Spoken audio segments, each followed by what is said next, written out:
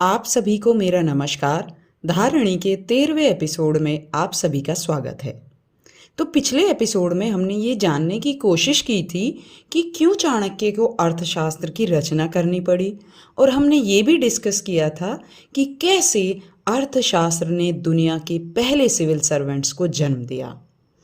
आज हम जानने की कोशिश करेंगे कि उस समय के सिविल सर्वेंट्स में और अभी के जो सिविल सर्वेंट्स हैं उनमें क्या अंतर है, और उस टाइम पर सिविल सर्वेंट्स का जो सिलेक्शन प्रोसीजर था वो कैसे होता था, यानी सिविल सर्वेंट्स का सिलेक्शन किस तरीके से होता था। तो अर्थशास्त्र का मानना है कि राजा का राज्य की अर्थव्यवस्था पर पूरा काबू होना चाहिए, और इस काबू को बनाए रखने के लिए अर्थशास्त्र में 33 तरह के विभाग यानी कि डिपार्टमेंट की लिस्ट दी गई है। और सिविल सर्वेंट्स का इम्पोर्टेंस इस बात से भी जाना जा सकता है कि जो सिविल सर्वेंट्स से रिलेटेड डिटेल है ना, वो अर्थशास्त्र की बुक नंबर 2 में दी गई हैं। टोटल अर्थशास्त्र की 15 बुक हैं, जिनमें से बुक नंबर 2 में हमें सिविल सर्वेंट्स से रिलेटेड डिटेल मिलती हैं, और ये बुक सबसे लंबी बुक है। और ये बुक लंबी इसलिए भी है क्योंकि इसमें जो 33 तरह के डिपार्टमेंट हैं, जो उनके हेड हैं, उनकी क्या क्वालिफ़िकेशन होनी चाहिए, अगर वो सही से काम नहीं करें तो राज्य को क्या करना चाहिए, उनकी सैलरी, अगर लाइन ऑफ ड्यूटी पर उनकी मौत हो जाती है तो राज्य को क्या करना चाहिए, इस तरह की सारी डिटेल्स इस बुक में दी गई हैं। इसीलिए शायद ये अर्थशास्त्र की जो 15 बुक हैं उनमें से सबसे लंबी बुक है।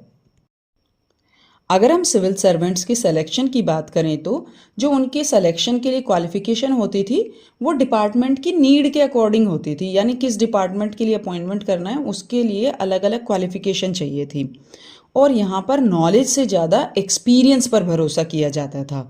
और खुद अर्थशास्त्र ये कहता है कि अगर राजा किसी को अपॉइंट कर रहा है तो उसके काम को अच्छे से परख लेना चाहिए, तभी उसको अपॉइंट करना चाहिए।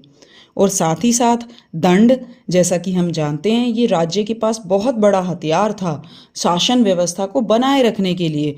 और इसीलिए हम देखते हैं कि अर्थशास्त्र में सिविल सर्वेंट्स के लिए पनिशमेंट की एक लंबी लिस्ट बताई गई है कि अगर वो अपने अच्छे से काम नहीं करते हैं तो उन्हें क्या और किस तरह की पनिशमेंट दी जानी चाहिए। इसमें कुछ क्राइम्स जैसे कि किसी की प्रॉपर्टी पर कब्जा कर लेना, राजा को गलत रिपोर्ट देना, या फिर जो राजा की सील है उसकी कॉपी कर लेना, इस तरह के क्राइम्स के लिए मृत्यु दंड निर्धारित किया गया था।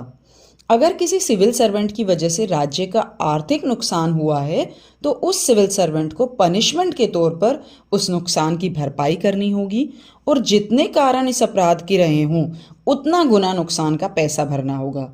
जैसे कि हम एक एग्जाम्पल से समझ लेते हैं। मान लीजिए आप एक सिविल सर्वेंट हो और आपसे 1 लाख का नुकसान हो गया, और जांच में पता चला कि ये जो नुकसान हुआ ये आपके लालच, लापरवाही और आलसीपन के कारण हुआ। तो ये 3 कारण हो गए। तो अब इस केस में आपको 1 लाख की जगह 3 लाख रुपए के जुर्माना जो है वो देना पड़ेगा, क्योंकि ये जो नुकसान हुआ है ये 3 कारणों की वजह से, आपके अंदर जो 3 कमियां हैं उनकी वजह से हुआ है, इसलिए आपको 3 गुना जो पैसा है उसकी भरपाई करनी होगी। इस तरह के प्रावधान अर्थशास्त्र में दिए गए हैं।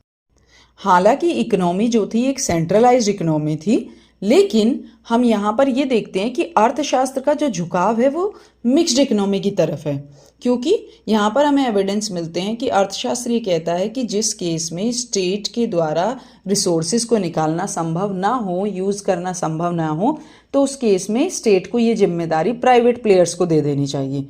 हालांकि इन प्राइवेट प्लेयर्स को कंट्रोल करने की जिम्मेदारी स्टेट की ही है, यानी उन पर कंट्रोल स्टैब्लिश करके रखना है।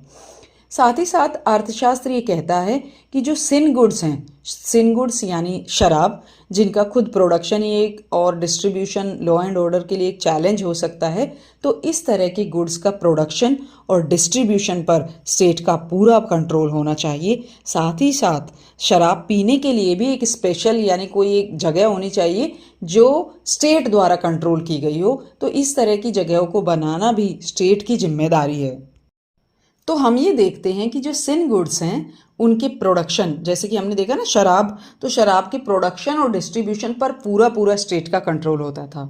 लेकिन इसी के साथ साथ हम ये भी देखते हैं कि कुछ खास मौक़ों पर, जैसे कि मेला, त्योहार, किसी पर्टिकुलर कार्यक्रम पर घरों में शराब बनाना अलाउड होता था, लेकिन शराब पीने की जो निर्धारित जगह थी, शराब वहीं पर ही पी जा सकती थी और कहीं पर पी नहीं जा सकती थी।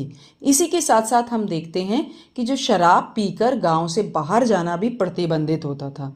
तो अगर हम ये सारी चीज़ों को दोबारा से डिटेल में देखें तो हमें लगता है कि भाई आज की जो शासन व्यवस्था है, कहीं ना कहीं उसकी झलक तो हमें अर्थशास्त्र में ही देखने को मिल जाती है। तो अब हम अगले वीडियो में ये जानने की कोशिश करेंगे कि जो अर्थशास्त्री कानून व्यवस्था थी वो कैसे थी। तो मिलते हैं अगले वीडियो में। जय हिंद, जय भारत।